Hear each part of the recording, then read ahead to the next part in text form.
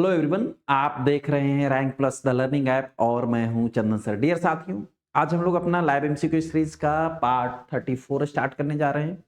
ये 2017 group 5 exams के PYQs हैं, उनको हम लोग सॉल्व कर रहे हैं। 30 क्वेश्चन तक सॉल्व हो चुका था। 31st क्वेश्चन से आज हम लोग स्टार्ट करेंगे।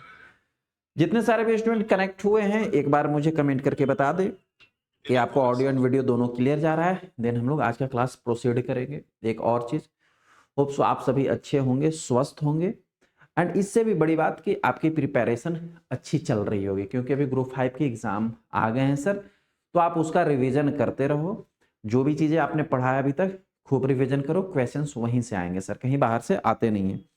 इस हाइपोथेसिस में नहीं पढ़ना है कि कहाँ से क्या ढूंढ ले, कहाँ से क्या ढूंढ ले, जो हमको उससे अमृत मिल जाएगा और उसी अमृत से हमारी क्वेश्चन आ जाएगी। ऐसा कुछ नहीं होने वाला।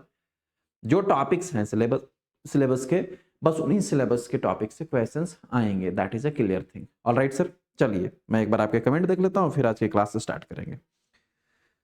Good evening to all of you. चलिए, एक बहुत सारे बच्चे कनेक्ट हो चुके हैं। स्मृति, विकास, अभय, गौतम, नितेश। ओके, सबको गुड इवनिंग। प्रवीणा, चंदन, प्रिंसी, अमिताभ, भूपेश पटेल, बहुत बढ़िया। गौतम नितेश लिखते हैं थोड़ी सी जिद भी जरूरी है, इसके बिना ख्वाहिश ही अधूरी है। ओके, वरना व्हाट एवर, वरना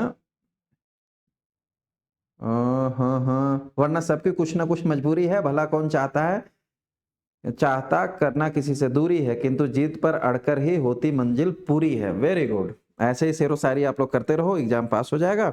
ठीक है, और शेरो शायरी के साथ आपको पढ़ना भी जरूरी है। ऑलराइट, चलिए क्लास स्टार्ट करते हैं। सबको क्लियर जा रहा है सर? ओके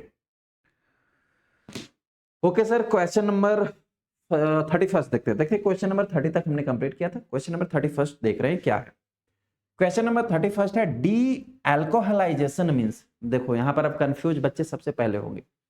तुरंत दिमाग में, जब मैंने भी पहली बार एक क्वेश्चन, आज नहीं जब ये हुआ था एग्जाम, जब मैंने भी पहली बार एक क्वेश्चन देखा था मेरे पास जब आया था, तो मैंने इसको डी कलराइजेशन ही पढ़ा था, या लोग डिहाइड्रेशन इसको पढ़ लेते हैं।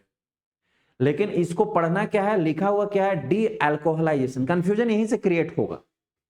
लिखा हुआ है डी एल्कोहलाइजेशन का मतलब क्या होता है, यही बताना है आपको कमेंट में। आप कमेंट करके बताना। देखो, एक क्वेश्चन हिस्टोलॉजी से है, और हिस्टोलॉजी सब्जेक्ट में जो है सर, एक स्टेप्स होता है जिसको हम लोग बोलते हैं टिश्यू प्रोसेसिंग। क्या बोलते हैं सर? Tissue processing. थोड़ा सा मैं इस पे बात करूंगा क्योंकि टिश्यू प्रोसेसिंग से ही क्वेश्चन आया है, तो मैं थोड़ा एक्सप्लेन करूंगा ताकि इससे और भी क्वेश्चंस आपको क्लैरिफाई हो जाए।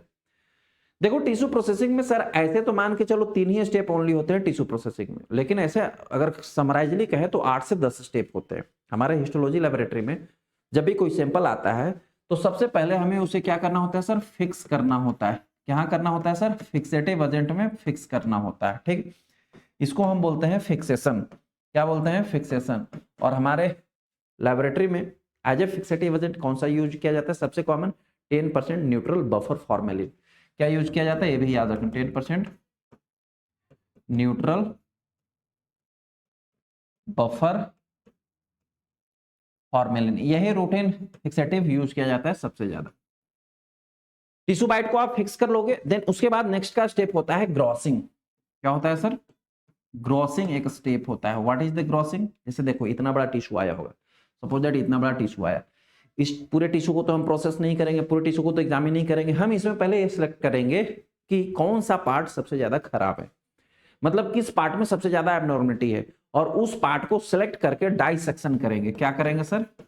डाइसेक्शन करेंगे। डाइसेक्ट उसको बोलते हैं। डाइसेक्ट करके रिमूव करेंगे, अलग करेंगे। किस पार्ट को? जिस पार्ट को हमें प्रोसेस करना है, एग्जामिन करना है, इसी प्रोसेस को हम बोलते हैं ग्रोसिंग। ठीक है सर, क्लियर है? नेक्स्ट वन स्टेप आता है आफ्टर द ग्रोसिंग, वो स्टार्ट होता है जिसे हम बोलते हैं डिहाइड्रेशन। क्या बोलते हैं सर? It is dehydration. मैं थोड़ा लिख लेता हूं फिर एक्सप्लेन करता हूं बारी बारी से। ओके सबको, डिहाइड्रेशन के बाद आता है इम्प्रेग्नेशन। इम्प्रेग्नेशन के बाद फिफ्थ वन स्टेप आता है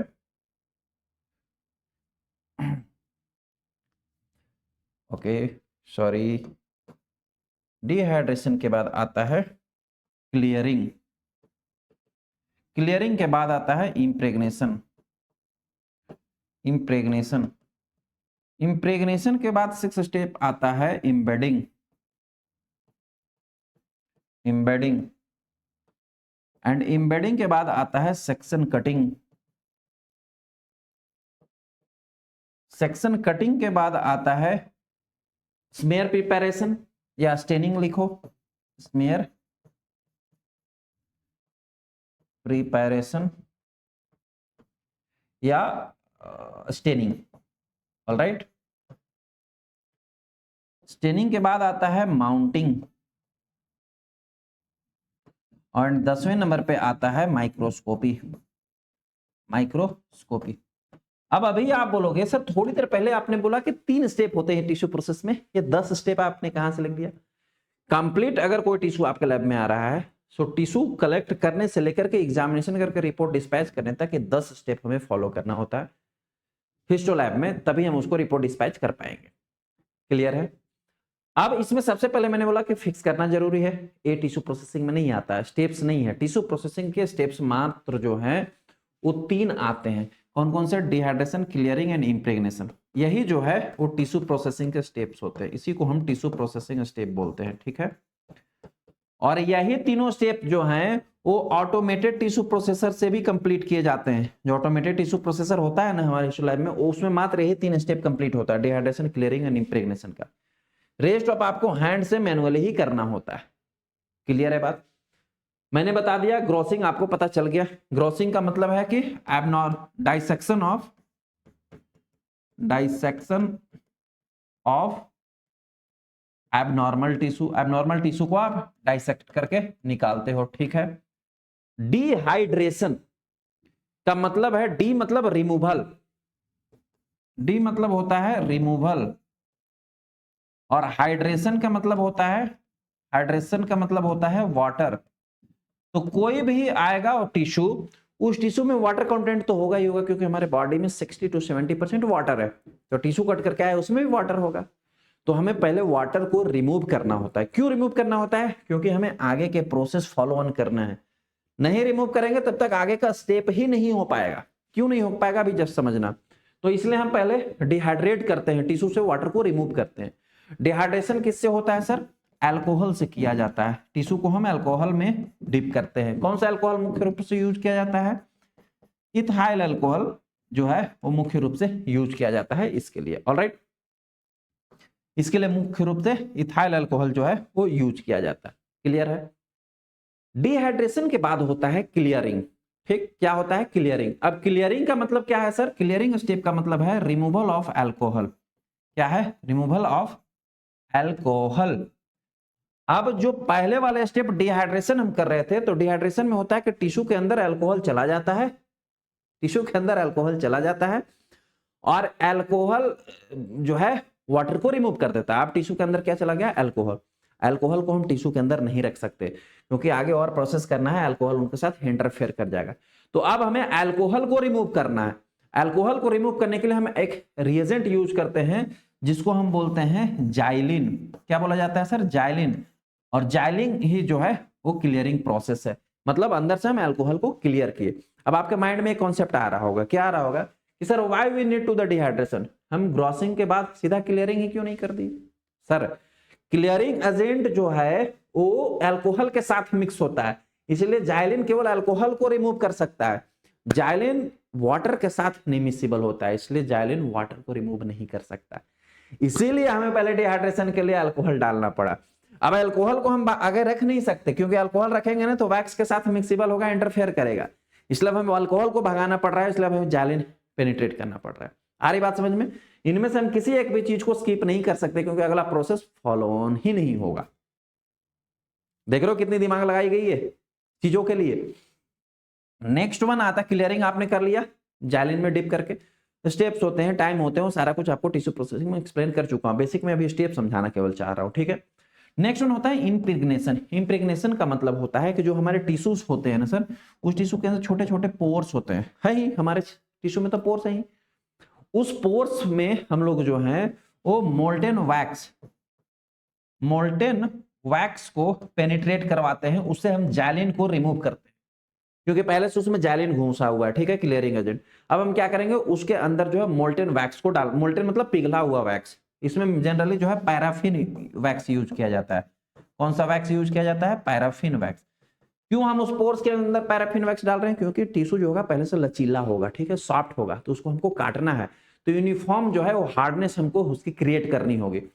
तो यूनिफॉर्म हार्डनेस क्रिएट करने के लिए उसके अंदर जो छिद्र है ना, उसमें हम वैक्स को घुसेड़ दे रहे हैं ताकि वो थोड़ा सा हार्ड हो जाए।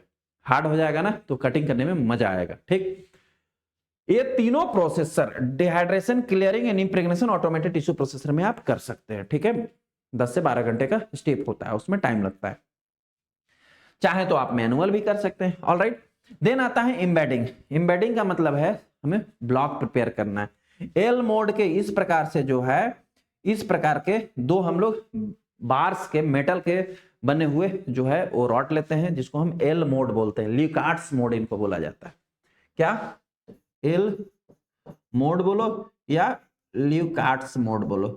इसमें क्या करते हैं हम, अगेन ये जो मोल्टेन पैराफिन वैक्स था, हम लोग पहले नीचे को टिश्यू को रख देते हैं और ऊपर से हम वैक्स फिल कर देते हैं। थोड़ी देर बाद वो जम जाता है, दोनों एल मोड को हटा देते हैं, वो ब्लॉक बन जाता है, टिश्यू ब्लॉक। अब अगेन उस टिश्यू ब्लॉक एम्बेडिंग हो गया, उस टिश्यू ब्लॉक को हम लोग माइक्रोटोम मशीन में सेक्शन कट करते हैं। सेक्शन कट करने के बाद जो टिश्यू निकलता है उसको हम ग्लास स्लाइड पे लेते हैं, स्मेयर बनाते हैं। स्मेयर बनने के बाद हम उसको एच&डी स्टेनिंग से, एच&डी स्टेन से स्टेन करते हैं। स्टेन करने के बाद हम उसको जो है वो डीपीएक्स से माउंट करते हैं, कवर स्लिप डाल करके, और फिर उसको माइक्रोस्कोप में अगेन ऑब्जर्व करते हैं। जो रिपोर्ट रहता है उसको हम डिस्पैच करते हैं। माइक्रोस्कोप ऑब्जर्वेशन जनरली एंडोपैथोलॉजिस्ट करते हैं, क्लियर। एक इसके लिए स्टेप्स हैं sir, this all steps are in the tissue processing for the normal tissues, for the normal tissues. अब for an example suppose that आपके पास आ गया है बोनी टिश्यू। क्या आ गया है सर, बोनी टिश्यूज आ गया है, जैसे कि आ गया है बोन्स, आ गया है कार्टिलेज, आ गया है टीथ, आ गया है। इसको कैसे प्रोसेस करोगे, इसमें थोड़ा सा एक और स्टेप जुड़ जाता है। पहले नंबर तो आपको बोनी टिश्यू आया है तो फिक्सेशन तो ऑलराइट करना होगा सर, ठीक है। ग्रॉसिंग भी उसको काट करके करना होगा सर, ठीक है। ग्रॉसिंग कर लोगे, उसके बाद आप डिहाइड्रेशन नहीं करोगे। डिहाइड्रेशन करने से पहले एक यहीं पर एडिशनल स्टेप ऐड करना होता है। उस स्टेप को हम बोलते हैं decalcification. Calcification, why, because of decalcification means removal of the calcium ion from the bony tissue. जब तक बोनी टिश्यू से हम कैल्शियम नहीं रिमूव करेंगे वो हार्ड रहेगा, और हार्ड टिश्यू को अगर हम यहाँ सेक्शन कट कर देंगे ना, माइक्रोटोम का नाइफ कट जाएगा, टूट जाएगा, खराब हो जाएगा, सेक्शन कटिंग होगा ही नहीं। तो पहले उससे कैल्शियम को रिमूव करो ताकि वो फिर से सॉफ्ट बन जाए। तो पहले डीकैल्सिफिकेशन करो। डीकैल्सिफिकेशन जब हो जाएगा कंप्लीट, उसके बाद जो है आप अगेन ये वाला स्टेप अपनाओगे, फिर थर्ड स्टेप से डिहाइड्रेशन से। केवल यहीं पर बीच में जो है बोनी टिश्यू के लिए एक स्टेप जोड़ना होता है, decalcification. These all are the steps of the tissue processing. अब आते हैं क्वेश्चन पे। क्वेश्चन क्या पूछा है, डी अल्कोहलाइजेशन मींस, डी मतलब क्या होगा सर, डी मतलब रिमूवल। अभी बताया डिहाइड्रेशन में डी मतलब रिमूवल, हाइड्रेशन मतलब वाटर। डी मतलब removal, alcoholization means removal of alcohol, removal of alcohol. Sir जरा इस स्टेप में ध्यान देना आप, रिमूवल ऑफ अल्कोहल किस स्टेप में अपनाए हम लोग, यहां देखो, this is the removal of alcohol. किसमें था सर, क्लियरिंग में। जाइलिन से हम लोग अल्कोहल को रिमूव कर रहे थे, तो removal of alcohol means clearing, removal of alcohol means clearing. That means इस क्वेश्चन का करेक्ट आंसर जो है ग्रो वो कौन सा है sir, option number third.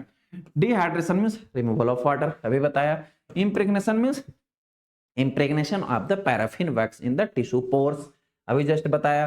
And embedding means preparation of the block by the paraffin wax. Clear, step समझ में आया सर। इसके साथ ही साथ आपको सारे डिटेल समझ में आए, सभी बच्चों को क्लियर है।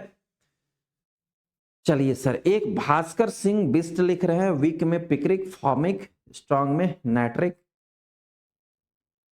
एंड HCl, इस पर भी बात करूंगा। डीप कैल्सिफिकेशन की जो आपने बोला है ना, आगे और क्वेश्चंस है उस पर भी मैं एक्सप्लेन करूंगा। अभी आपने सही अच्छा बात लिखा है, ठीक है।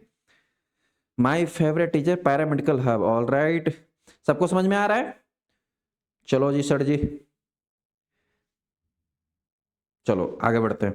ऑलराइट, देखते हैं सर क्वेश्चन नंबर 32 देखते हैं। देखो पढ़ने का मतलब ही होता है समझ के पढ़ना, रटने से क्या फायदा, तो समझ के ही हम लोग पढ़ते हैं। क्वेश्चन नंबर 32 है L in L block stands. Sir L block का मतलब क्या है ये पूछ रहा है इस क्वेश्चन में। अभी जस्ट टिश्यू प्रोसेसिंग में ही मैंने बताया था कि एल मोड जो यूज करते हैं उसको हम लोग ल्यूकार्ट्स मोड कहते हैं, जो टिश्यू ब्लॉक प्रिपेयर करने के लिए यूज करते हैं। देखो इस प्रकार के एल शेप में मेटल के बने हुए, ब्रास के बने हुए हम लोग यूज करते हैं रॉड। इन दोनों को ऐसे सटा दिया तो देखो बन गया स्क्वायर। इसी स्क्वायर में जो है देखो हमने टिश्यू रख दिया बीच में और ऊपर से वैक्स को फिल कर दिया। वैक्स जब जम गया इन दोनों को हटा देते हैं, हमें ब्लॉक मिल जाता है। इसको हम क्या बोलते हैं सर, इस एल मोड को हम क्या बोलते हैं, इस एल मोड को बोला जाता है ल्यूकार्ट्स मोड। अभी जस्ट बताया था। देखो एक क्वेश्चन समझाया हूं और कितने क्वेश्चन सॉल्व हो रहे हैं, इसीलिए कहता हूं कि मेरा एक लेक्चर देखो, एक लेक्चर देखने से ना मिनिमम भी मैं बोल रहा हूं तो 30 से 40 क्वेश्चन सॉल्व होगा मिनिमम। इसलिए लेक्चर देखना बहुत इंपॉर्टेंट है। इस क्वेश्चन का करेक्ट आंसर है option number 3rd। This is the correct answer of this question. Length is the wrong answer, level is the wrong answer and light is the wrong answer. ये again जो है histology से question है।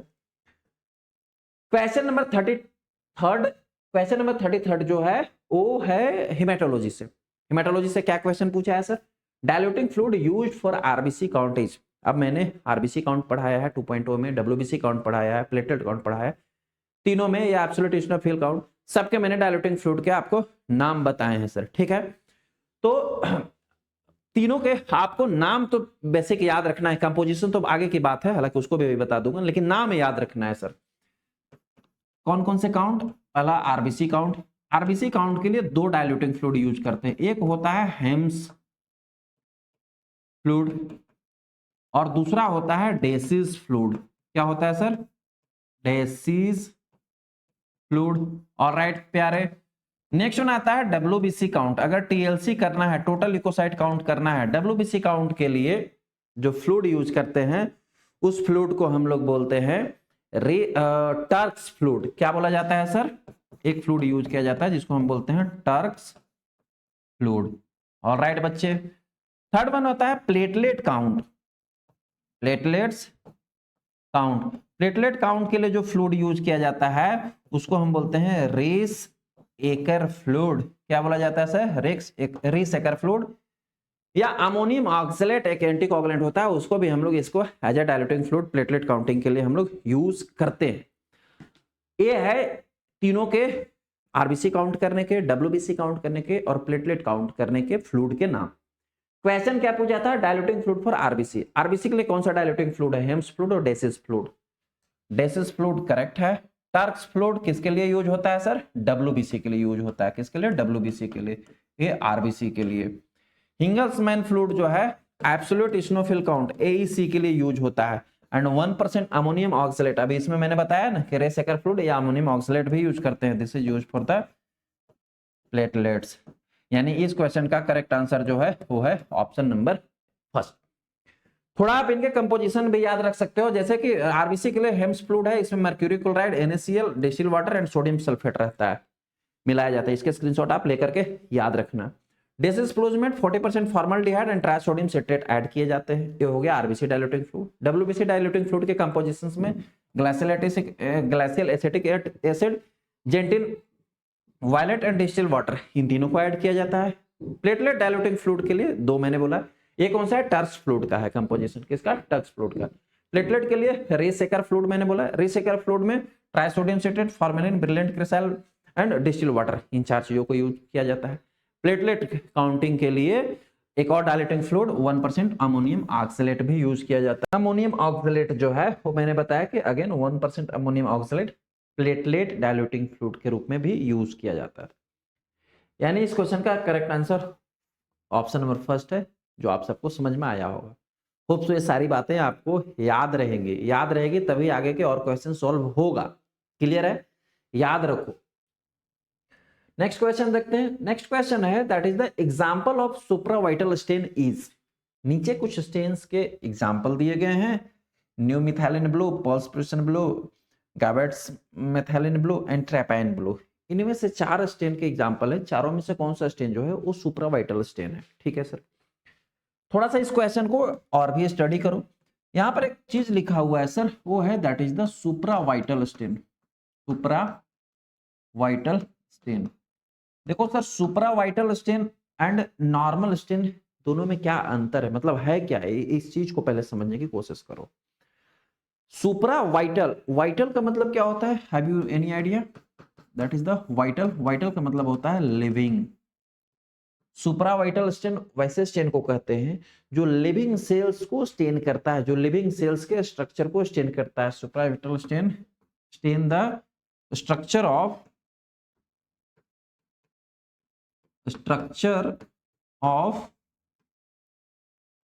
Living cells.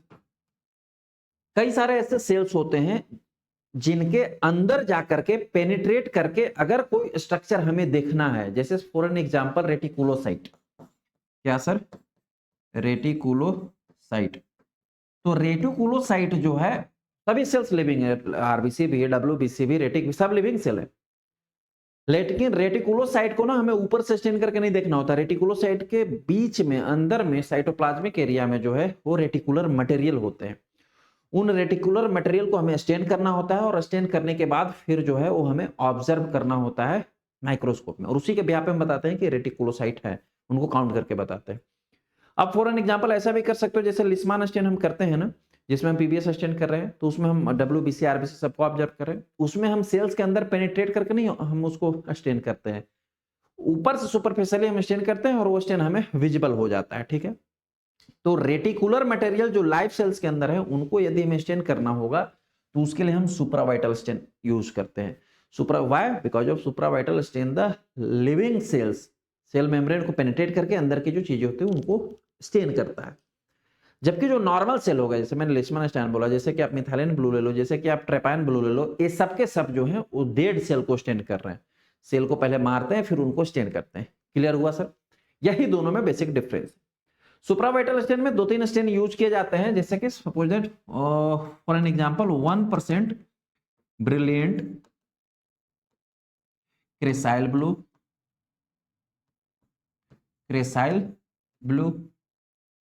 New methylene blue,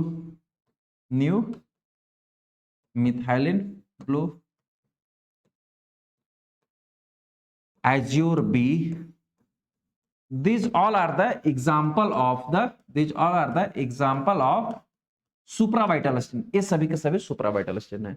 again reticulocyte को भी हम supravital stand से stand करते हैं, इसलिए न्यू मिथाइलिन ब्लू इसको स्टेन करने के लिए यूज करते हैं। अब आपको समझ में आ गया होगा। ये है सुप्रावाइटल स्टेन के एग्जांपल। यहां पर यही आपको पूछा था कि नीचे जो दिया गया एग्जांपल है उनमें से कौन सा सुप्रावाइटल स्टेन है। तो न्यू मिथाइलिन ब्लू अभी मैंने बोला ये क्या है सर? सुप्रावाइटल स्टेन है। सुप्रावाइटल स्टेन है। ठीक है, पल्स फ्लोरेसेंट ब्लू जो है ये सुप्रावाइटल स्टेन नहीं है। ये टिश्यू के अंदर it use for the staining of the iron in tissue के अंदर अगर आयरन को हमें डिटेक्ट करना होता है, पल्स फ्लोरेसेंट ब्लू यूज करते हैं। याद रखना, कभी पूछ देगा कि pulse fluorescent blue is use for the staining of which types of that component, तो याद रखना आयरन को। ऐसा बात नहीं कि अगली बार फिर सुप्रावाइटल स्टेन से क्वेश्चन पूछे, हो सकता है आयरन से पूछ दे। सर हमारे एमसीक्यूज में ना क्वेश्चन बनते हैं, ऑप्शन में भी क्वेश्चन बनते हैं, सब क्वेश्चन आपको मिलेगा। देन आता है गैबेट्स मेथिलिन ब्लू। ये जो है टिश्यू में ही माइक्रो ऑर्गेनिज्म को डिटेक्ट करने के लिए यूज किया जाता है फ्रॉम बैक्टीरियल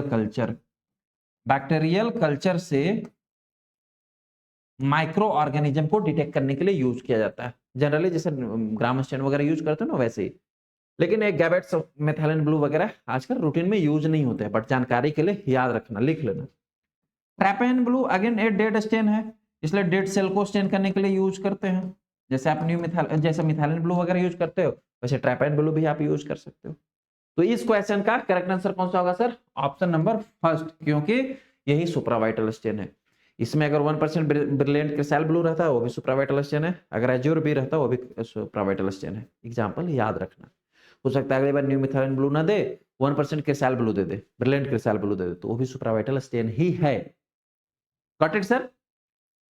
नेक्स्ट क्वेश्चन देखते हैं। हम माफी चाहेंगे, माफी इस बात के लिए कि अभी लाइव क्लास आप अटेंड कर रहे थे, लेकिन लाइव क्लास में लाइट कट जाने की वजह से हम अभी रिकॉर्डेड क्लास आपको दे पा रहे हैं और आप रिकॉर्डेड क्लास को भी होप से उतना ही एंजॉय कर पा रहे होंगे और समझ पा रहे होंगे।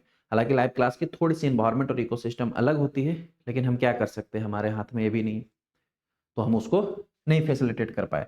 हालांकि हम कोशिश ये कर रहे हैं ऑफिस कहीं और शिफ्ट करने की। आपको एक नया जानकारी मैं दे देना चाहता हूँ, ऐसे सभी पर्सनल जानकारी किसी को देते नहीं, लेकिन आप सभी फैमिली मेंबर हैं, ऑफिस कहीं और शिफ्ट करने की हम लोग कोशिश कर रहे हैं।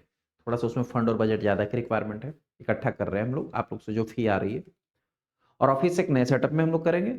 वहां पर हम लोग कोशिश ये करेंगे कि खुद का सेल्फ जनरेटर लगा पाएं, क्योंकि ना यहाँ पर इन्वर्टर वगैरह लगा हुआ है, वो सबसे बैकअप हो नहीं पा रहा है। इतना बड़ा सेटअप ही है, इतना बड़ा बोर्ड है, लाइटें इतनी है, वो सब ले नहीं पाता इन्वर्टर वगैरह लोड। ऑलराइट, हालांकि थोड़ा सा पेशेंस रखे, वो भी हम लोग इंफ्रास्ट्रक्चर को अपग्रेड कर लेंगे। ऑलराइट, चलिए सर क्वेश्चन नंबर 35 देखते हैं। क्वेश्चन नंबर 35 है वुचेरेरिया बैंक्रप्टी काउजेस। एक पैरासाइट का नाम है वुचेरेरिया बैंक्रप्टी, आपको लाइफ फाउंडेशन बैच में फिलेरियोसिस में पढ़ाया था। वुचेरेरिया बैंक्रप्टी जो है, इसको हम फिलेरियल वॉर्म भी कहते हैं। क्या बोलते हैं सर? फिलेरियल वॉर्म भी कहा जाता है।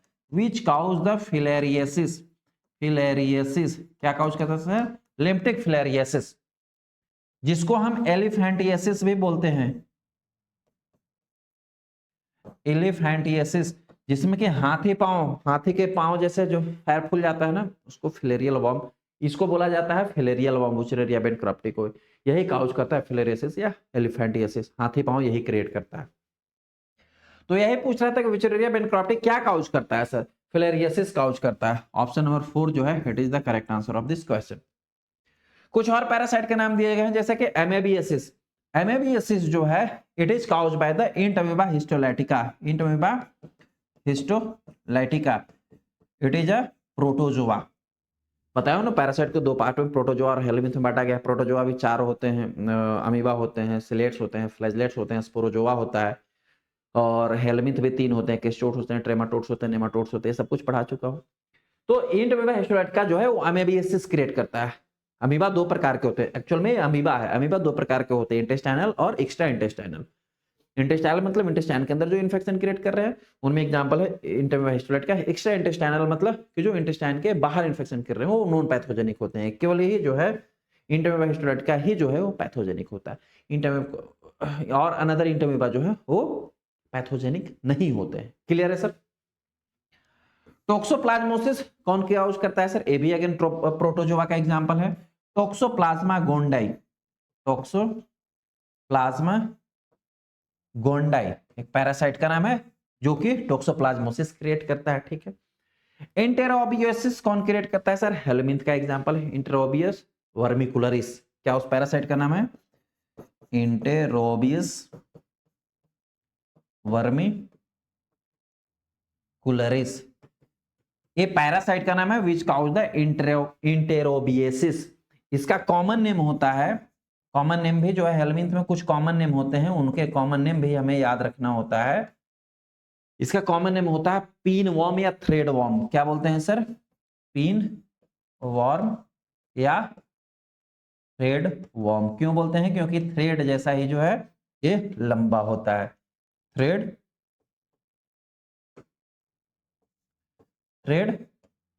वॉर्म इसको बोलते हैं। होप से इस क्वेश्चन का आंसर आपको फाइंड आउट हुआ होगा। पैरासाइट से कुछ ऐसे डिटेल निकलते हैं, उनको आपको याद रखना है। क्लियर है सर?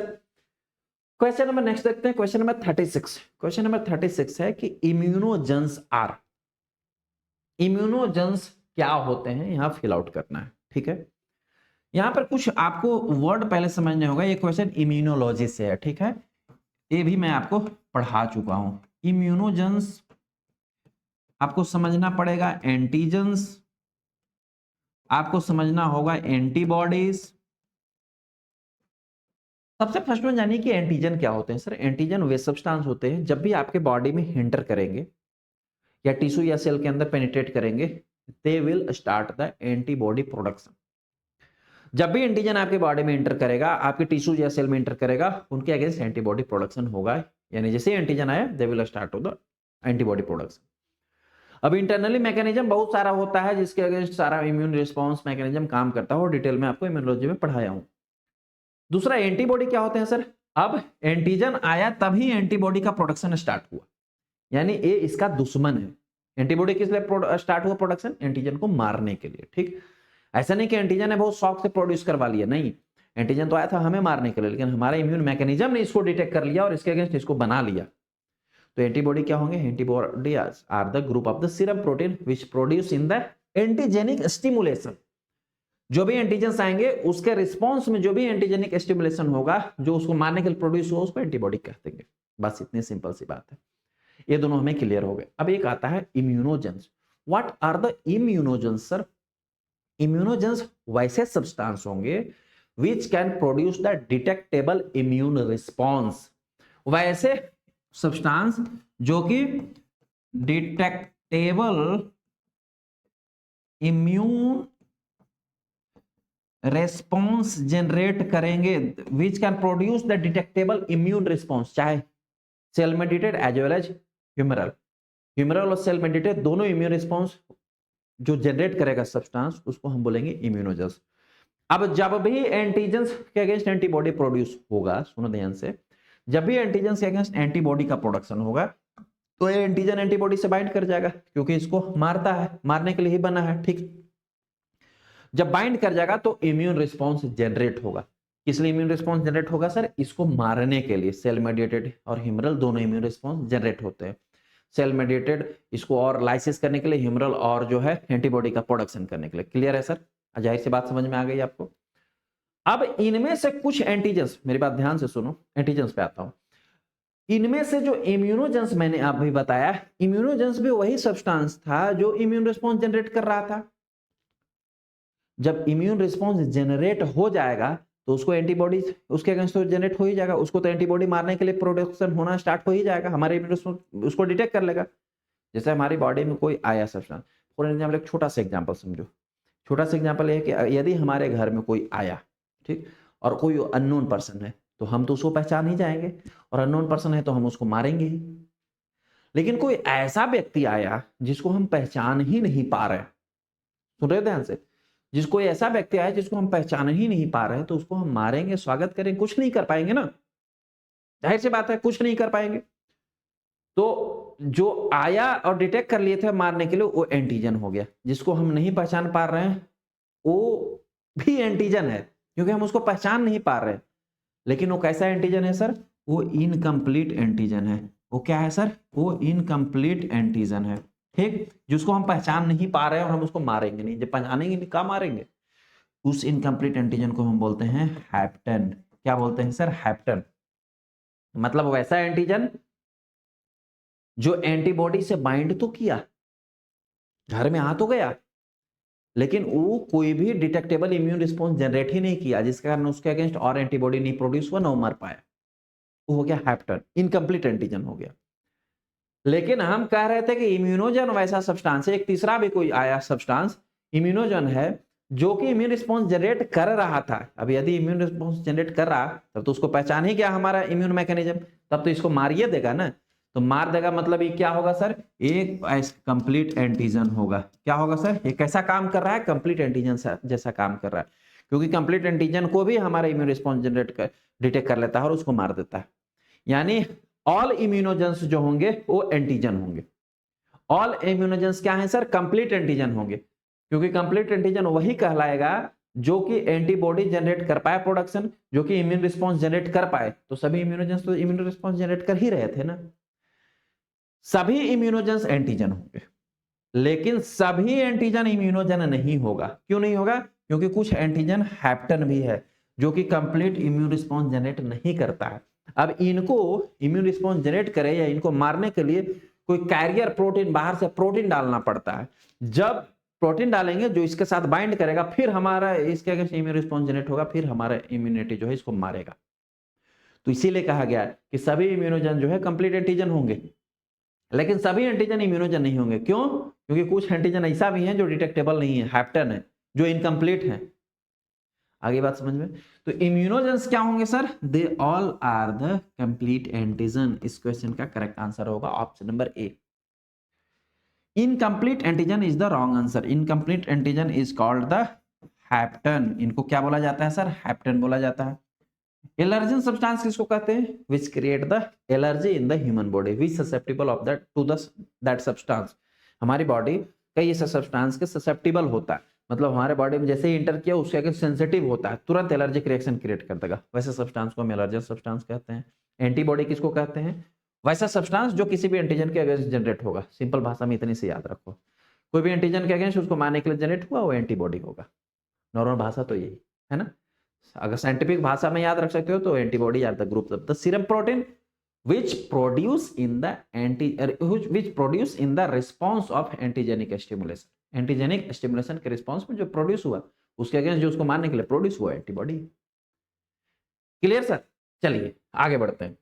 क्वेश्चन नंबर 37 देखते हैं। Platelets are stored at temperature. Platelet कितने टेम्परेचर पे स्टोर किया जाता है? अगेन ये किससे क्वेश्चन है सर? ये क्वेश्चन है ब्लड बैंक से। किससे क्वेश्चन है सर? ब्लड बैंक से। और ब्लड बैंक में किसका क्वेश्चन है सर? कंपोनेंट प्रिपैरेशन से क्वेश्चन है। अब ए प्रिपैरेशन से क्वेश्चन है। अगेन इस क्वेश्चन को आपको सॉल्व कर चुका हूं, इस टॉपिक को पढ़ा चुका हूं 2.0 में ब्लड बैंक में। क्या पढ़ाया था सर? मैं शॉर्ट समरी बताता हूं।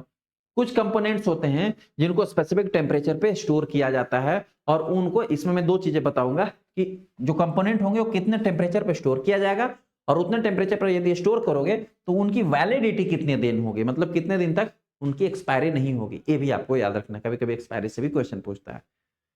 जैसे सबसे फर्स्ट वन है प्लेटलेट कॉन्सेंट्रेट, जिसको हम लोग पीसीटी बोलते हैं। क्या बोलते हैं सर? पीसीटी इस कंपोनेंट का नाम है, प्लेटलेट कॉन्सेंट्रेट। इसको हमें 22 से 24 डिग्री 22 टू 24 डिग्री सेल्सियस पे हमें स्टोर करना चाहिए। अगर इतने डिग्री सेल्सियस पे स्टोर करोगे तो इसकी वैलिडिटी 5 डेज होगी। कितनी सर? 5 डेज। जिस डे प्रिपेयर हुआ है उसको हम 0 डे कंसिडर करते हैं, मतलब आज प्रिपेयर हुआ है तो आज 0 डे, कल से 5 दिन। कंपोनेंट प्रिपरेशन में प्रिपरेशन डे जो है वो 0 डे कंसिडर किया जाता है। क्लियर है? Got it? Okay. Second component आता है PRBC, packed red blood cell, जिसको हम बोलते हैं। पीआरबीसी का मतलब क्या है? Packed red blood cells. दूसरा कंपोनेंट ये है। कभी कभी इनके कंपोनेंट के फुल फॉर्म भी पूछते हैं तो याद रखना। पीआरबीसी को 2 से 6 डिग्री सेल्सियस पे इसका टेम्परेचर है, इस टेम्परेचर पे स्टोर करके रखना है। इसकी वैलिडिटी होगी 35 डेज। अगर 35 डेज कब होगी सर? सीपीडीए एंटीकोगुलेंट में अगर इसको रखोगे तब। सिट्रेट फॉस्फेट डेक्सट्रोज एडेनिन, इसका फुल फॉर्म है। इस एंटीकोगुलेंट का क्या फुल फॉर्म है? ये सब कुछ पढ़ाया जा चुका है वहां। Citrate phosphate dextrose adenine. ये इस बात का प्रूफ है, मैं बोलता हूं कि सब कुछ पढ़ाया जो, ये भी पढ़ाया हूं, वो भी पढ़ाया हूं, एंटीकोगुलेंट भी पढ़ाया हूं, ये भी पढ़ाया हूं, ये वहीं का कॉपी पेस्ट वहीं से कॉपी करके यहाँ लिखा गया होगा। इस बात का प्रूफ है कि जो मैं पढ़ा रहा हूं वो एक्चुअल में आपके कॉम्पिटिशन एग्जाम के कंसर्निंग है। देखो मैं हमेशा कहता हूं कि मुझे इस बात का एक्सपीरियंस तो जरूर है कि मुझे पढ़ाना आपको क्या है, बस कमी कहां है कि आप उसको पढ़ नहीं रहे हो। आप केवल मृग तृष्णा में डूबे हुए हो। मृग तृष्णा का मतलब समझते हो? देखो इस टॉपिक से थोड़ा भटक रहा हूं, बताता हूं, वो भी बताना बहुत जरूरी है। एक टीचर को, एक अपने स्टूडेंट को सही गाइडेंस देना बहुत जरूरी है, चाहे वो बात कितना कड़वा क्यों ना हो। मृग तृष्णा का मतलब ये होता है कि जब रेगिस्तान में, मरुस्थल में, डेजर्ट में, जहाँ खाली बालू ही बालू होता है, वहां पर जब हिरन जाता है ना, तो आपने नोटिस किया होगा बालू जो है वो जब धूप बहुत चिलमिलाती धूप रहेगा ना, तो बालू दूर तक देखोगे तो चमकता हुआ नजर आएगा, लगेगा जैसे वहां पानी है, पानी जैसा अपीयर होता है। बालू जब सैंड जब धूप में चमकता है तो पानी जैसा फील होता है, लगभग 100-200 मीटर आगे के। नेशनल हाईवे वगैरह रोड पर भी देखना ना, खड़ा रहोगे तो आगे चमकता हुआ पानी जैसा फील होगा, वैसे ही रेगिस्तान में होता है।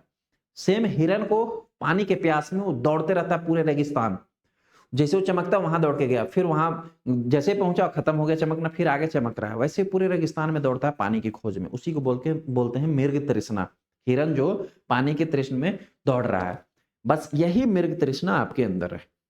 क्या मृग तृष्णा है? उस चैनल को देखते हैं, उस सर का पीडीएफ लेते हैं, उनका एमसीक्यू शायद वही वाला आ जाएगा। देखो मैं किसी की बुराई नहीं कर रहा हूं ना, मैं अपनी तारीफ कर रहा हूं, मैं बस इतना से समझाने की कोशिश कर रहा हूं कि कहीं भी मृग तृष्णा में घूमे, उनके स्टूडेंट का भी यही हाल है, वो हमारे वाले ढूंढ रहे हैं, इनके उनके वैसे कर रहे हैं। मृग तृष्णा का कहने का मतलब ये समझाने की कोशिश है कि कहीं भी घूम लोगे इस मृग तृष्णा में, कहीं पानी नहीं मिलेगा। ठीक, यदि पानी को डेफिनेट आपको खोजना है, यदि आपको रियल प्रिपरेशन करना है, तो किसी भी एक टीचर को फॉलो करना स्टार्ट करो। ठीक है, और उनका अगर उनका क्रिस्टल क्लियर आपको समझ में आता है कंटेंट, तो चाहे मैं हूं या कोई और टीचर भी हो, या आप खुद ही अपने आप के लिए टीचर बन सकते हो, बुक लेके पढ़ सकते हो। बेसिक अगर किसी का भी क्रिस्टल क्लियर समझ में आ रहा है और वो कंटेंट सही दे रहे हैं, राइट दे रहे हैं, इन्फॉर्मेशन गलत नहीं है, उनको ही केवल फॉलो करना स्टार्ट करो। मुझे भी फॉलो करना स्टार्ट कर सकते हो। केवल एक टीचर से पूरी नैया पार हो जाएगी आपकी। बस उनके बताए हुए रास्तों को फॉलो करो और उससे भी ज्यादा जो पढ़ाते हैं उसको पढ़ो। हमारे पास भी क्लास ज्वाइन करते हैं, बहुत सारे बच्चे क्लास ज्वाइन किए हुए हैं, उनमें से 10% ही पढ़ते हैं। सच्चाई यही है। मैं तो यही बात आपको कहूंगा, केवल हमारे पास क्लास ज्वाइन कर लेने से थोड़ी सक्सेसनेस मिल जा रही। ऐसा थोड़ी कि हमने आशीर्वाद दे दिया तो हमें सक्सेस मिल गई। आशीर्वाद देना तो एक अपनी बात है कि भाई हमें प्यारे बच्चों से तो देंगे ही, गुरु का अपने बच्चों को खराब सोचेगा। लेकिन कंपोनेंटियल तो बात यह है कि जो मैं दे रहा हूं उसको ग्रहण तो करो, उसको पढ़ो, तो डेफिनेटली सिलेक्शन मिलेगा। जो पढ़ा रहा हूं वही से तो क्वेश्चन आ रहा है यार, कहाँ बाहर से। अब एक्सेप्शनल इक्का दुक्का 75 क्वेश्चन पूछ रहा है, 80 क्वेश्चन पूछ रहा है, उसमें से 5 क्वेश्चन अगर कहीं और से पूछ दिया तो उसका कोई गारंटी नहीं ले सकता, कोई भी टीचर नहीं।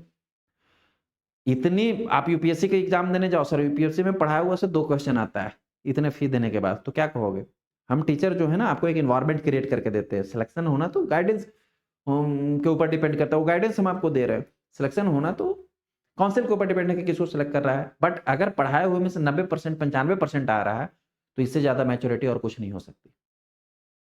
समझ में आ रही sir? Okay. Third one component होता है PRVC with additive. Again packed red blood cell को अगर एडिटिव में हम सैगम या एडसोल यूज करते हैं, अगर उसके साथ ऐड कर रहे हो, अगर आपने जो एंटीकोगुलेंट CPDA यूज किया हुआ था उसके साथ एडिटिव जैसे कि सैगम आपने यूज किया, ठीक है, या एडसोल आपने इसके साथ यूज किया, एडसोल आपने इसके साथ यूज किया, तो उसको भी 2 to 6 डिग्री सेल्सियस टेम्परेचर देना होगा। बट उसकी लाइफ स्पान बढ़ जाएगी, कितनी बढ़ जाएगी सर? वो हो जाएगा 49 डेज।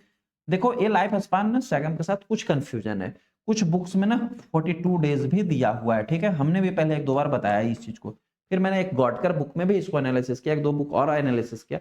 गॉडकर में भी 49 डेज मेंशन किया हुआ है, कुछ बुक में 42 डेज मेंशन किए हुए हैं, ठीक है। तो मैं कहूंगा कि 49 डेज ही ऑप्शन करेक्ट करना। अगर 49 42 दोनों दिया हुआ है तो 49 करेक्ट करना। अगर 49 ही केवल दिया, 42 नहीं है तो केवल 49 करना। अगर 49 ऑप्शन में नहीं है, केवल 42 ही है तो 42 को करेक्ट करना, ठीक है। ये जज कर लेना है कि वहां कौन से ऑप्शन है। दोनों दिया हुआ 42 और 49 तो 49 को करेक्ट करना, ठीक है। ओके, नेक्स्ट आते हैं कंपोनेंट जिसको हम पीपीएफ बोलते हैं। इसको हम लोग पीपीएफ नहीं होता है यार किसने लिखा है तुम लोगों में से? भाई आंख बंद करके मैं भी पढ़ाने लगू तब तो यही होगा। इसको FFP बोलते हैं बच्चा, ठीक है। क्या बोलते हैं? FFP, फ्रेश, क्या बोलते हैं इसको? Fresh frozen plasma, sorry, fresh frozen plasma. भाई पीपीएफ कोटिंग जो है ना वो गाड़ी में किया जाता है, 4 व्हीलर में, ठीक है। तो यहाँ 4 व्हीलर मत लाओ, पीपीएफ नहीं, FFP, ये गलत है, ठीक है। FFP का मतलब है फ्रेश फ्रोजन प्लाज्मा। अगर अपने प्लाज्मा को प्रिपेयर किया, सेपरेट किया, तो उसको -20 डिग्री सेल्सियस या इससे भी बिलो 50 डिग्री 70 डिग्री सेल्सियस पे आप उसको स्टोर करके रखते हैं, तो उसकी वैलिडिटी 1 ईयर होगी, ठीक है। अब इन सबको कैसे सेपरेट कंपोनेंट बनाया जाता है ब्लड बैंक में सब पढ़ा चुका हूं आपको।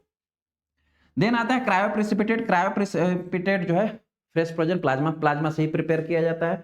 क्रायोप्रेसिपिटेट भी वही सेम टेम्परेचर पे -20 डिग्री या इससे भी बिलो टेम्परेचर पर रखोगे तो इसकी वैलिडिटी 1 ईयर होगी। क्रायोप्रेसिपिटेट से ही जो है क्रायो प्लाज्मा प्रिपेयर किया जाता है, इसको भी वही सेम टेम्परेचर पर -20 डिग्री और below, -20 degree 50 degree 70 degree in ऐसे टेम्परेचर पर रखोगे तो इसकी वैलिडिटी लगभग 5 ईयर होगी। कुछ एक कॉमन कंपोनेंट जो प्रिपेयर किए जाते हैं हमारे ब्लड बैंक में और इनके लिए एंटीकोगुलेंट यूज किए जाते हैं, इनको इन टेम्परेचर पे आप स्टोर करोगे तो इनकी इतने दिन की वैलिडिटी मानी जाएगी, इतने दिन तक आप इसको ट्रांसफ्यूज कर सकते हो। क्लियर है? इनको याद रखना, स्क्रीनशॉट लेकर के रख लेना। अब क्वेश्चन था कि प्लेटलेट को कितने डिग्री पे स्टोर करते हैं सर? प्लेटलेट के लिए मैंने कितना बोला? 22 से 24 डिग्री सेल्सियस। क्वेश्चन आया है ना कि पढ़ाया हुआ में से कि नहीं आया? सामने देखो, तो इस क्वेश्चन का करेक्ट आंसर है option number 4, 1 to 6, 12 to 15, 30 to 37, ये जो है wrong option. Clear sir? Question number 38 देखते हैं। क्वेश्चन नंबर 38 है kidney function test is. Kidney function test, नीचे कुछ टेस्ट के एग्जांपल दिए गए हैं, इनमें से कौन सा जो है किडनी फंक्शन टेस्ट में आता है। कॉमन अगर test kidney function liver function दोनों पढ़ा चुका हूं, ऐसे तो मैं सबका जो बेस के बेस पे क्लासिफिकेशन भी बताया हूं, लेकिन अगर कॉमन में टेस्ट की बात करूं, अगर मैं एफटी की बात करूं किडनी फंक्शन टेस्ट में, तो जो टेस्ट किए जाते हैं वो होता है urea, creatinine, uric acid, next one आता है इलेक्ट्रोलाइट्स, इलेक्ट्रोलाइट्स जिसमें sodium, potassium, calcium, phosphate, magnesium, इतने सारे टेस्ट जो है वो किडनी फंक्शन टेस्ट में परफॉर्म किए जाते हैं। नेक्स्ट वन आता है एलएफटी, लिवर फंक्शन टेस्ट में जो सबसे फर्स्ट परफॉर्म किया जाता है वो होता है बिलीरुबिन। क्या सर? बिलीरुबिन, जिसमें टोटल, डायरेक्ट एंड इनडायरेक्ट तीनों बिलीरुबिन परफॉर्म किए जाते हैं। दूसरा आता है एसजीपीटी, जिसको हम एएसटी भी एएलटी भी बोलते हैं, जिसको हम क्या बोलते हैं सर? एएलटी भी बोलते हैं। थर्ड वन आता है एसजीओटी टेस्ट, जिसको हम एएसटी टेस्ट भी बोलते हैं। फोर्थ वन आता है alkaline phosphatase ALP test. Fifth one आता है गामा जीटी, जिसको हम जीजीटी भी बोलते हैं, ठीक है। सिक्स वन आता है प्रोटीन टेस्ट, जिसमें टोटल प्रोटीन बोलते हैं। सेवन वन होता है इसमें अल्बुमिन, ये भी प्रोटीन का ही पार्ट है। एट वन आता है ग्लोबुलिन, ये भी प्रोटीन का ही पार्ट है, ये तीनों प्रोटीन में ही आते हैं। नाइन्थ वन आता है AG ratio, albumin globulin ratio. इतने सारे common test liver function test में किए जाते हैं, इतने कॉमन टेस्ट जो है किडनी फंक्शन में परफॉर्म किया जाता है। किडनी फंक्शन में एक यूरिन एनालिसिस भी किया जाता है, यूरिन एनालिसिस भी रख सकते हो। हालांकि बायोकेमिस्ट्री में इतने ही टेस्ट परफॉर्म किया जाता है। क्वेश्चन नहीं पूछ रहा है कि किडनी फंक्शन टेस्ट में कौन सा टेस्ट है, अल्बुमिन, तो रॉन्ग है सर। अल्बुमिन तो यहाँ देखो लिवर फंक्शन टेस्ट में अवेलेबल है। बिलिरुबिन भी रॉन्ग है सर। बिलिरुबिन इधर देखो sir, bilirubin liver function test में टोटल, डायरेक्ट और indirect. Serum electrolytes sir kidney function test में है, यानी इस क्वेश्चन का करेक्ट आंसर है option number third. Option number four है एसजीओटी भी रॉन्ग है सर, क्योंकि एसजीओटी तो देखो लिवर फंक्शन टेस्ट का पार्ट है। तो इस क्वेश्चन का करेक्ट आंसर है ऑप्शन नंबर थर्ड। सब पढ़ाया गया है और उसी से क्वेश्चन आ रहा है। एक क्वेश्चन तो हालांकि आप प्रैक्टिकल एस्पेक्ट से भी सॉल्व कर सकते हो, जो लोग अगर लैबोरेटरी में काम करते होंगे तो उनको ये याद रहेगा। क्लियर है? क्वेश्चन नंबर 39 देखते हैं। क्वेश्चन नंबर 39 है Gooding and Stewart's fluids is an example for. देखो ये एक ऐसा लिखा हुआ है वर्ड जिसको मैंने लेक्चर के ड्यूरिंग नहीं बोला है। नहीं बोलने का रीजन ये था कि ना ये बुक्स में आजकल एक्सप्लेन किया जाता है, ना प्रैक्टिकल में यूज किया जाता है, ना ही इसको यूज किया जा रहा है कहीं पर भी। हालांकि मैंने हिस्टोलॉजी से क्वेश्चन है, ठीक है। अभी शुरू में ये मैंने आपको हिस्टोलॉजी का टिश्यू प्रोसेसिंग समझा रहा था। टिश्यू प्रोसेसिंग में एक वर्ड मैंने सिखाया कि जो बोनी टिश्यूज आएंगे सर, यदि बोनी टिश्यूज आएंगे सर, बोनी टिश्यूज में जो टिश्यू प्रोसेसिंग के स्टेप होते हैं उसमें एक स्टेप नया जोड़ना हमें पड़ता है, जिसको हम बोलते हैं डी कैल्सिफिकेशन। डी कैल्सिफिकेशन का मतलब क्या होता है sir? Removal of calcium ion, removal of calcium ion from the bones. क्यों रिमूव करते हैं कैल्शियम आयन को? ताकि कैल्शियम जैसे रिमूव होगा बोन जो है स्पॉन्जी हो जाएगा, सॉफ्ट हो जाएगा, फिर कट बड़े इजिली हो जाएगा। अब इस कैल्शियम डिकैल्सिफिकेशन को परफॉर्म करने के लिए ना 5 प्रकार से मेथड यूज किए जाते हैं। कितने सर? 5। सबसे फर्स्ट वन होता है एसिड डिकैल्सिफिकेशन, इसको भी बहुत डिटेल में सारा कुछ पढ़ाया गया है, एसिड डिकैल्सिफिकेशन। सेकेंड वन होता है ion exchanging decalcification. Third one होता है इलेक्ट्रोलाइट्स डिकैल्सिफिकेशन। फोर्थ वन होता है चिलेटिंग एजेंट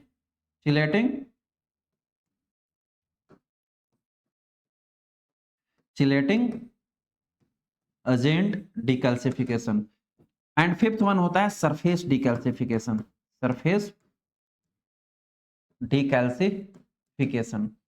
ये जो एसिड डिकैल्सिफिकेशन है सर, एसिड डिकैल्सिफिकेशन के लिए यानी इसमें हम लोग एसिड यूज करते हैं। 2 प्रकार के एसिड यूज किया जाता है, एक पुअर एसिड यूज करते हैं, एक स्ट्रॉन्ग एसिड यूज करते हैं।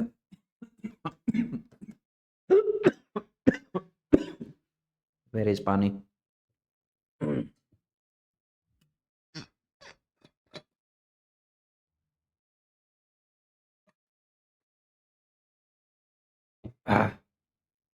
पुअर एसिड में 2 एसिड का नाम याद रख सकते हो, जिसमें एक आता है पिक्रिक एसिड,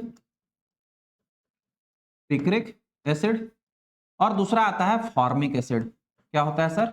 फॉर्मिक एसिड। जो चींटी लोग काटते हैं ना, उसमें भी फॉर्मिक एसिड ही पाया जाता है, जिससे आपको दर्द होता है, जलन होता है। स्ट्रॉन्ग एसिड में 2 एसिड यूज किया जाता है, एक होता है नाइट्रिक एसिड, नाइट्रिक एसिड, और दूसरा होता है HCl, हाइड्रोक्लोरिक एसिड। अभी जब क्लास स्टार्ट हुआ था तो मैं टिश्यू प्रोसेसिंग लाइव क्लास में एक बच्चे ने एक नाम बताया था, दैट्स अ वेरी गुड। याद रखो, बच्चा बहुत मेहनत कर रहा है। मैं ऐसे तो भविष्य कोई नहीं जानता है, और मैं उस बच्चे का तो नाम नहीं भूल गया हूँ यार, क्या था लाइव क्लास में, मैंने कमेंट देखा था। भविष्य कोई नहीं जानता है, लेकिन इतना मुझे जरूर कॉन्फिडेंस है कि वो बच्चा और थोड़ा मेहनत करेगा तो सिलेक्शन जरूर उसको मिलेगा। इस प्रकार से सब लोग पढ़ो, जैसे ही नाम आता है ना, अगर आपको याद हो तुरंत कमेंट करो। कमेंट करने से हमें कोई फायदा नहीं होता, आप अगर कमेंट कर देते हो वीडियो के नीचे, मतलब तो उससे हम केवल एक पढ़ पाते हैं कि आपको याद है। पहला फायदा ये होता है, मुझे ये पता चलता है कि आप पढ़ते हो। हमें उससे कोई फायदा नहीं कि आप कमेंट कर दोगे तो हमको उससे कोई 10 रुपया मिल जाएगा, हमारा ये हो जाएगा, कुछ नहीं होता उससे, ठीक है। बस पता ये चलता है कि आप पढ़ रहे हो। आपको क्या उसका बेनिफिट होता है कि कोई भी चीजों को हम अगर बार बार लिखते हैं कहीं पर भी ना, या गुनगुनाते हैं या बोलते हैं ना, तो उससे याद होता है, तो आपका रिवीजन कैपेसिटी बढ़ता है, आपको मेमोराइज होता है, मतलब एडवांटेज आपको मिल रहा है उसका, ठीक है सर। तो ऐसे लिखते रहा करो, पढ़ते रह, पढ़ने के ड्यूरिंग लिखना बहुत जरूरी है। आयन एक्सचेंजिंग में जो है वो हम लोग फ्लूइड यूज करते हैं, उस फ्लूइड में जो है कैल्शियम आयन जो है वो पॉजिटिव चार्जेज आयन होता है।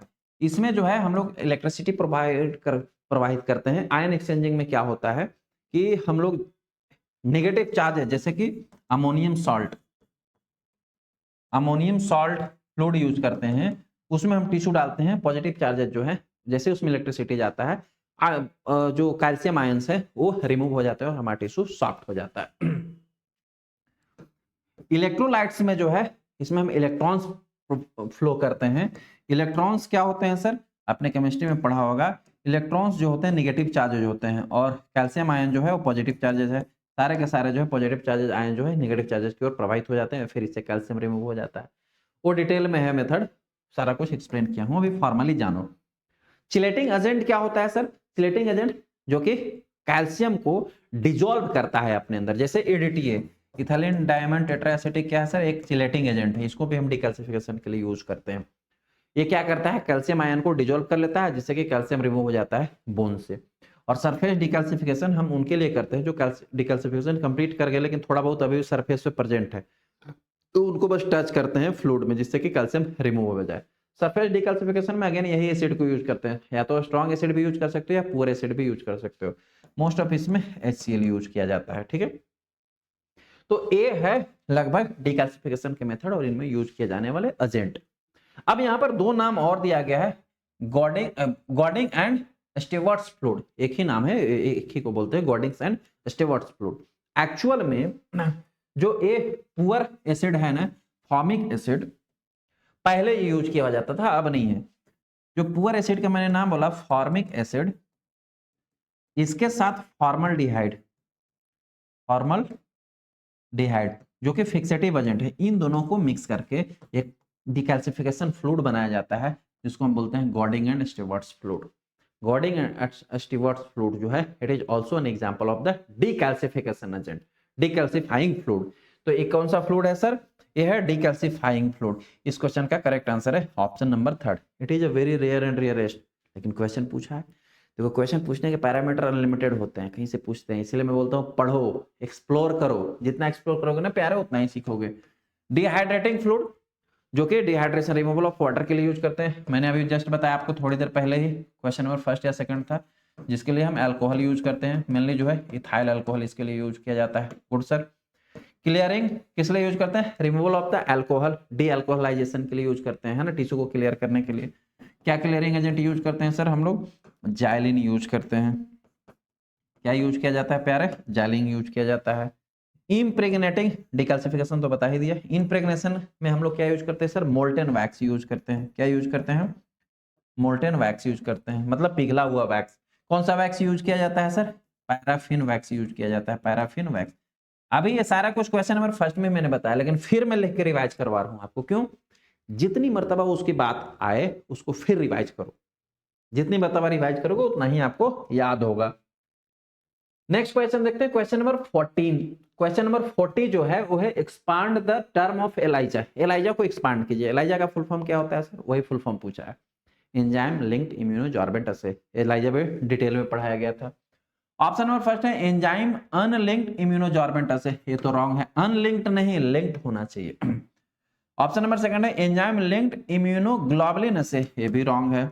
एंजाइम लिंक्ड इम्यूनोजॉर्बेंट असे, ऑप्शन नंबर थर्ड करेक्ट है। ऑप्शन नंबर 4 है एंजाइम लिंक्ड इम्यूनो सबस्ट्रेट असे, ऑप्शन नंबर 4 भी रॉन्ग है। इस क्वेश्चन का करेक्ट आंसर है वो है ऑप्शन नंबर थर्ड। अब यहां पर एलाइजा की बात आई जिसका फुल फॉर्म अभी आपने जाना। एलाइजा का फुल फॉर्म क्या होता है सर? एंजाइम लिंक्ड इम्यूनो जॉर्बेंट असे, इसको याद रखना। Good sir. एलाइजा जो होते हैं वो 4 प्रकार के होते हैं सर। सबसे फर्स्ट वन होता है direct ELISA, direct ELISA. Second one होता है indirect ELISA, indirect ELISA. Third one होता है sandwich ELISA, sandwich ELISA. Fourth one होता है कॉम्पिटिटिव एलाइजा, कॉम्पिटिटिव एलाइजा। आप तो बोलोगे ये नाम तो हमें याद रहते हैं, इनमें मुख्य क्या जानना जरूरी है? इनको किस प्रकार के सब्सटेंस को डिटेक्ट करने के लिए यूज किया जाता है, ये सबसे मुख्य बात है। Direct ELISA is use for the detection of the antigen. किसके डिटेक्शन के लिए यूज करते हैं सर? एंटीजन के डिटेक्शन के लिए यूज करते हैं। Indirect ELISA is use for the detection of the antibody. किसके लिए डिटेक्शन के लिए यूज करते हैं सर? एंटीबॉडी को डिटेक्शन के लिए यूज करते हैं। एंटीबॉडी को कैपिटल ए और स्मॉल बी से डिनोट किया जाता है। और सैंडविच एलाइजा को अगेन जो है वो एंटीजन के डिटेक्शन के लिए यूज किया जाता है। एंटीजन को कैपिटल ए और स्मॉल जी से डिटेक्ट किया जाता है, डिनोट किया जाता है। और कॉम्पिटिटिव एलाइजा अगेन जो है वो antigen as well as antibody दोनों को डिटेक्ट करने के लिए यूज किया जाता है। ये 4 प्रकार के एलाइजा होते हैं, इनको याद रखना। अच्छा, ये लास्ट क्वेश्चन था आज के एमसीक्यू सीरीज के। क्वेश्चन थे 40 क्वेश्चन तक हमने एक्सप्लेन किया। नेक्स्ट एमसीक्यू सीरीज में 41 क्वेश्चन से हम लोग स्टार्ट करेंगे। ठीक है सर। होप सो आपने क्लास एंजॉय किया होगा, आपको समझ में भी आया होगा और सारी चीजें एंजॉय किए होंगे आप। होप सो ये सब आपको यूजफुल होगा कॉम्पिटिशन एग्जाम के लिए। मिलते हैं नए क्वेश्चन में, नए क्वेश्चन सीरीज में, नए वीडियो लेक्चर्स में किसी नए टॉपिक के साथ।